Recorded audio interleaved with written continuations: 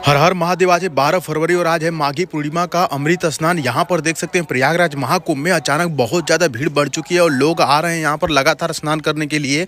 ऐसे में हम आपको बताएंगे कि आपको प्रयागराज महाकुंभ में आना चाहिए कि नहीं आना चाहिए। यदि आप आ गए हैं तो आप कैसे स्नान कर सकते हैं, संगम तक कैसे पहुँच सकते हैं। देखिए हो ये रहा है कि बहुत लोग बिना संगम पे ही पहुँचे, गंगा में ही स्नान करके या यमुना में ही स्नान करके वापस चले जा रहे हैं। आइए आपको संपूर्ण जानकारी बताते हैं और आज कितने लोग यहाँ पर स्नान करने वाले हैं वो सब आपको दिखाते हैं। देखिए फिलहाल आपको चलना है संगम घाट पर, हमारे साथ आपको हम लेकर के चलेंगे संगम घाट पर स्नान करने के लिए। ये देखिए तमाम लोग वहीं से स्नान करके आ रहे हैं।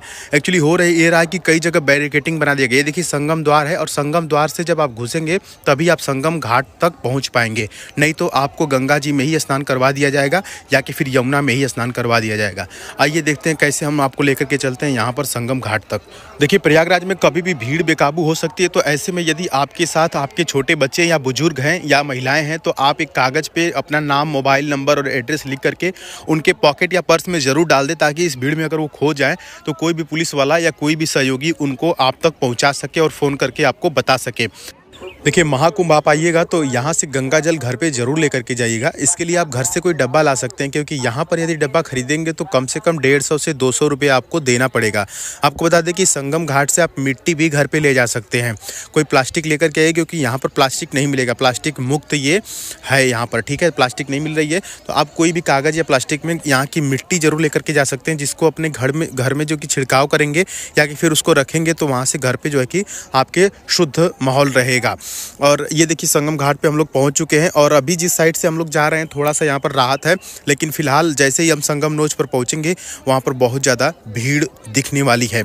आपको बता दें कि यदि आप प्रयागराज महाकुंभ में आने का प्लान कर रहे हैं तो आप यह सोच करके आइए कि हम सुबह पहुँचे वहाँ पर और स्नान करके शाम होते होते वहाँ से निकल लें। रात का कोई प्लान मत बनाइए, क्योंकि रात पर वहाँ पर सोने का कोई प्लान मत बनाइए, क्योंकि वहाँ पर जब रात में आप सोते हैं तो प्रॉब्लम में फंसने की चांसेस होते हैं। यहाँ पर देखिए जो 29 जनवरी को जो घटना हुई थी वो यही हुई थी कि लोग संगम के किनारे सोए हुए थे और जब भीड़ अचानक बढ़ी तो लोगों के ऊपर चढ़ गई। तो ये चीज़ का ध्यान जरूर रखेंगे। आप सुबह का प्लान बनाइए कि सुबह पहुँचे और उसके बाद शाम को स्नान करके वापस आए। ये देखिए पैरामिलिट्री और BSF के जवान और तमाम अर्ध जो सैनिक बल हैं उनको लगा दिया गया है, जो कि उत्तर प्रदेश पुलिस के जो थी पिछली बार, तो उसकी वजह से आप देख सकते हैं कितना हादसा हुआ था। लेकिन अभी जो देखिए कितना बढ़िया यहाँ पर लोग स्नान कर रहे हैं और तमाम फोर्सेस को यहाँ पर लगा दिया गया है। आप देख सकते हैं कि सभी जो पोल हैं पोलों पर नंबरिंग किया गया। देखिए सामने 185 लिखा हुआ है। ये इसलिए है ताकि यदि आपका कोई साथी खो जाए तो वो बता सकता है कि भैया हम पोल नंबर इतना के नीचे खड़े हैं, तो आप जाकर के उनसे वहाँ पर मिल सकते हैं। देखिए यदि प्रयागराज में आप भी आना चाहते हैं तो सबसे बढ़िया जो साधन है वो है ट्रेन का, क्योंकि अगर आप अपने कार या अपने साधन से आते हैं तो आपका कार कम से कम 10 से 15 किलोमीटर पहले ही रोक दिया जाता है और जाम में आप फंस जाते हैं। यदि बस से भी आते हैं तो बस को भी 10 किलोमीटर पहले ही रोक दिया जा रहा है, लेकिन यदि आप ट्रेन से आते हैं तो आपके लिए सबसे बेहतरीन ऑप्शन होगा। ये देखिए फिलहाल हम लोग संगम घाट पर पहुँच चुके हैं और यहाँ की वर्तमान स्थिति देख सकते हैं। आज जो है कि 12 फरवरी का ये माघी पूर्णिमा का अमृत स्नान यहाँ पर हो रहा है और आप लाइव देख रहे हैं। कितना अद्भुत नज़ारा है। हर हर गंगे, जय हो प्रयागराज। ये देखिए महाकुंभ माघी पूर्णिमा स्नान लाइव। अब तक लगभग 48 करोड़ श्रद्धालु स्नान कर चुके हैं और यह जो आंकड़ा है यह जब से प्रयागराज महाकुंभ लगा इस बार अब तक लगभग 48 करोड़ श्रद्धालु यहाँ पर स्नान कर चुके हैं। परिवार के साथ आने वाले ध्यान दें। आज की स्थिति जो है 12 फरवरी लाइव आप देख रहे हैं। प्रयागराज महाकुंभ में संगम नोच पर स्नान करने के बाद हम लोग चलेंगे सेक्टर नंबर 17, 18, 19, 20 और 21, 22 की तरफ। यहाँ पर देखिए बड़े बड़े कैमरे भी लगाए गए हैं। अब हम लोग ये घाट का नज़ारा है और आपसे हम बता दें कि जो भी महिलाएं आएंगी वो स्नान करने के बाद अपने कपड़े चेंजिंग रूम में ही चेंज करें, क्योंकि वहाँ पर कई लोग वीडियो बनाते रहते हैं और ऐसे में आपकी फुटेज वहाँ पर आ सकती है। तो चेंजिंग रूम वहाँ पर बहुत सारे बनाए गए हैं, तो आप चेंजिंग रूम में जाकर के ही अपने कपड़े चेंज करें। फिलहाल हम लोग यहाँ पर संगम घाट में स्नान करने का हमने आपको दिखाया और उसके बाद अब हम चल रहे हैं ऐसे जगह पे जहाँ पे तमाम नागा साधु और तमाम साधु संत जो हैं, जो कथावाचक हैं, वो वहाँ पर मौजूद दिखाई देंगे और आपको वहाँ पर हम लेकर के चलेंगे। वहाँ पर देखिए स्नान करने के बाद आपको जाना है साधु संतों के पास, वहाँ उनका पैर छूना है, आशीर्वाद लेना है और हो सके तो आप दान पुण्य भी कर सकते हैं। और उसके बाद दान पुण्य करने के बाद आप जो है कि आपको लगेगी बहुत तेज़ भूख, और उसके लिए हम आपको ऐसे भंडारे में लेकर के चलेंगे जो कि प्रयागराज महाकुंभ का सबसे बढ़िया भंडारा है। फिलहाल आप देखिए यह संगम से हम लोग नहा करके निकल रहे हैं और कितना अद्भुत यहाँ पर नज़ारा दिखाई दे रहा है। देखिए स्नान करने के बाद आपको पीपा पुल के माध्यम से गंगा उस पार चले जाना है, क्योंकि तमाम साधु संत और तमाम जो भंडारा है, जो कथाएं हो रही हैं, वो सब गंगा उस पार हो रही हैं। और देखिए अभी हम पीपा पुल के माध्यम से उस पार आपको लेकर के चलेंगे। ये देखिए इधर का जो नज़ारा अभी आप देख रहे हैं, ये देखिए पीपा पुल है और इसी से हम लोग गंगा उस पार चलेंगे। और आपको बता दें कि ये जो जितने भी पीपा पुल बने हैं, आप जब महाकुंभ में जाएंगे या पहुँच गए होंगे तो आप देखिएगा जितने भी पीपा पुल बने हैं सभी गंगा नदी के ऊपर बने हैं। जहाँ पीपा पुल दिखाई दे आपको समझ लेना है कि ये गंगा नदी है। और ये देखिए तमाम ये जो लोग स्नान कर रहे हैं, ये सभी लोग गंगा किनारे स्नान कर रहे हैं। ये लोग संगम पे स्नान नहीं कर रहे हैं। जो अभी हमने स्नान दिखाया था वो संगम वाला था, लेकिन ये जो किनारा है ये गंगा किनारा है। और हो यही रहा है कि लोग कितना 100 किलोमीटर दूर से आ रहे हैं और गंगा में ही स्नान करके चले जा रहे हैं। भाई गंगा में स्नान करना है तो आप वाराणसी या गाजीपुर कहीं भी स्नान कर सकते हैं। ये देखिए गंगा की जलधारा कितनी तेज है, यहाँ पर आपको सामने दिखाई दे रहा है। पीपा पुल पर अभी हम मौजूद हैं और यहाँ से सीधे गंगा जी आगे जाकर के यमुना मिल रही हैं। और हम लोग उस नोज पे, वो जो कॉर्नर दिखाई दे रहा है वहाँ पे अभी हम लोग थे। वहाँ से स्नान करके हमने आपको दिखाया कि किस प्रकार से आप पीपा पुल के माध्यम से गंगा उस पार जाएंगे। और ये देखिए तमाम लोग जा रहे हैं स्नान करने के बाद, सभी लोग गंगा उस पार जा रहे हैं। और गंगा उस पार जब जाएंगे तो वहीं पर आपको तमाम साधु संत, भंडारा, कथा वाचक सब कुछ मिलेगा। ये देखिए ये गंगा के दोनों साइड, इस पार और उस पार सभी लोग यहाँ पे स्नान कर रहे हैं।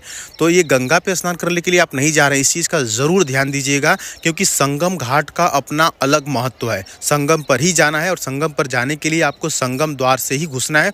संगम द्वार पे घुसेंगे तो आपको डायरेक्ट संगम घाट वो पहुँच जाएगा लेकर के आपको, ठीक है। और ये देखिए अभी ये लोग झूसी की साइड नहा रहे हैं, ठीक है। तो ये यहाँ पर जो लोग हैं ये सभी लोग गंगा के किनारे स्नान कर रहे हैं, तो इस चीज़ का ज़रूर आप ध्यान देंगे। चलिए हम लोग चलते हैं उस पार। और देखिए सबसे जो रेलवे स्टेशन के आपके मन में सवाल होगा कि सबसे नज़दीकी रेलवे स्टेशन कौन सा है, तो सबसे नज़दीकी रेलवे स्टेशन है झूसी, उसके बाद प्रयागराज रामबाग और उसके बाद प्रयागराज जंक्शन। यदि आप झूसी पर उतर करके पैदल जाना चाहते हैं तो कम से कम 2 से ढाई किलोमीटर में आप पहुंच जाएंगे। 200-2.5 किलोमीटर चलना पड़ेगा। यदि वहीं आप प्रयागराज रामबाग से उतर के जाते हैं तो कम से कम 4 से 5 किलोमीटर चलना पड़ेगा। लेकिन वहीं प्रयागराज जंक्शन से उतर के जाते हैं तो कम से कम 6 किलोमीटर चलना पड़ेगा। तो आपके लिए यदि आपके साइड में झूसी वाला रेलवे स्टेशन पड़ता है तो वो सबसे आसान है। आपको सिर्फ 2 से 2.5 किलोमीटर ही चलना पड़ेगा और आप आराम से प्रयागराज महाकुंभ मेला क्षेत्र में पहुंच जाएंगे। अभी देखिए हम लोग स्नान आदि करके पीपा पुल के माध्यम से गंगा इस पार आ गए हैं। यहाँ पर देखिए बहुत लंबी लाइन लगी हुई है और यह लाइन किस चीज़ की लगी है, भंडारा के लिए लगी है, खाने के लिए। हालांकि यहाँ पर अभी भोजन नहीं आया है, आप देख सकते हैं कि सामने कुछ भी नहीं मिल रहा है। अभी भोजन शुरू होने में 1 घंटा का समय है, लेकिन 1 घंटा पहले से ही इतनी लंबी लाइन लग चुकी है। आज की भीड़ की स्थिति आप देख सकते हैं। लेकिन हम जिस भंडारे में आपको लेकर के चलेंगे वहाँ पर बहुत आराम से आपको भोजन मिलेगा और तमाम सुविधाएँ खाने के लिए, चावल दाल पूड़ी सब्जी के साथ साथ आपको कढ़ी, जलेबी, मीठा, हर एक चीज़ मिलेगा। वो सरदार जी द्वारा चलाया गया जो भंडारा है वो सबसे वीआईपी भंडारा है और उधर ही हम आपको लेकर के चलेंगे। वो नज़ारा हम आपको दिखाएंगे। आपको किसी और अन्य भंडारे में नहीं जाना है, क्योंकि अन्य भंडारे में यहाँ पर जो लाइन लगी है यहाँ पर पत्तल में खाना दिया जाएगा और आपको नीचे बैठ के खाना होगा, जिसपे कि बहुत सारी धूल उड़ेगी और बहुत सारी गंदगी मचेगी। लेकिन हम चलिए आपको एक ऐसे भंडारे में लेकर के चलते हैं जो कि प्रयागराज महाकुंभ का सबसे वीआईपी, सबसे शुद्ध और सबसे बढ़िया भंडारा है। फिलहाल ये देखिए श्री हरे राम आश्रम यहाँ पर अन्न क्षेत्र बनाया गया है। आपको बता दें दोस्तों कि तमाम जो कथावाचक हैं वो आपको गंगा उस पार ही मिलेंगे, जिस वक्त जहाँ पे इस वक्त हम लोग मौजूद हैं। ये सेक्टर नंबर 19 है और आपको बता दें कि चाहे वो देवकी नंदन हो या कि फिर वो भवानी नंदन हो या प्रदीप मिश्रा जी हों, जितने भी कथावाचक हैं वो सभी लोग इन्हीं सेक्टरों में आए हुए हैं और यहीं पर कथा हो रही है। आप चाहें तो यहाँ पर घंटा 2 घंटा बैठ करके कथा भी सुन सकते हैं, ठीक है। तो इस चीज़ का ज़रूर ध्यान दीजिएगा। प्रयागराज महाकुंभ आए हैं तो प्लान यही होना चाहिए, सुबह स्नान कर लेंगे तो आपके पास पूरा दिन मिलेगा आराम से पूरा मेला क्षेत्र घूमने का और भंडारे का मजा लेने का। और उसके बाद जैसे शाम होगी आप स्टेशन की तरफ चलेंगे और रात में अगर कोई ट्रेन पकड़ेंगे तो सुबह होते होते आप अपने घर तक पहुंच जाएंगे। तो प्लान कुछ इसी प्रकार से होना चाहिए। सामने देखिए गाड़ी खड़ी हुई है, यहाँ पर पुस्तकें मिल रही है और ये पुस्तकें जो हैं वो गीता प्रेस से हैं। तो गीता प्रेस की कई सारी दुकानें आपको वहाँ पर देखने को मिल जाएंगी। तो वहाँ से आप कोई रामायण या कोई भी धार्मिक किताबें या तमाम चीज़ें आप धार्मिक जो है खरीद सकते हैं। यहाँ पर देखिए गीता प्रेस गोरखपुर द्वारा प्रकाशित पुस्तकें, यहाँ पर इस प्रकार का सेल लगा हुआ है, आपको हर जगह पर दिख जाएगा, ठीक है। तो अभी देखिए ये जो काफिला है ये हम लोग तो स्नान करके आ गए हैं, ये लोग जा रहे हैं अभी भी संगम घाट की तरफ। ये देखिए तो इधर साइड में जो सेक्टर नंबर हम लोग चल रहे हैं इस समय 20 और 21 की तरफ हम लोग पहुंच चुके हैं। तो इधर साइड में थोड़ी सी राहत है भीड़ को लेकर के, लेकिन संगम नोच पर जब हमने देखा कितनी ज़्यादा वहाँ पर भीड़ थी।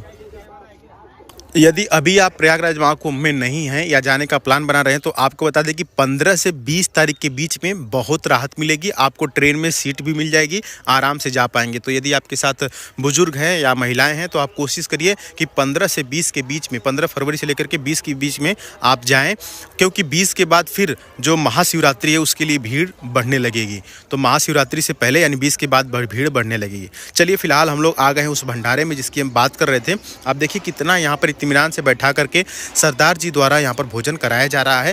थाली यहाँ पर मिल रही है और खाने में चावल, दाल, आप कढ़ी, जलेबी, पूड़ी, सब्जी के साथ साथ जो लोग खाना नहीं खाना चाहते हैं उनके लिए चाय की भी व्यवस्था है, एक मीठा भी है और थाली में भोजन कराया जा रहा है। इस प्रकार का भोजन यदि आप होटल में खरीदने जाएंगे तो कम से कम 150 से 200 रुपये थाली आपको मिलेगी।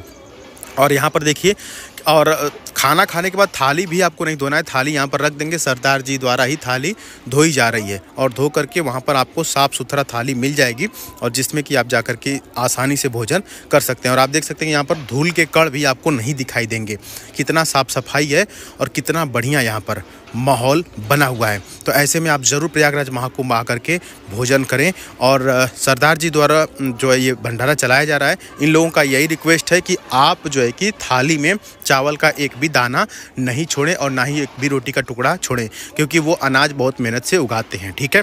तो उम्मीद करते हैं दोस्तों कि आपको यह वीडियो बिल्कुल पसंद आई होगी। चैनल पर नहीं तो ज़रूर सब्सक्राइब कर लीजिएगा और साथ ही साथ हर हर महादेव जरूर लिख दीजिएगा। हर हर महादेव।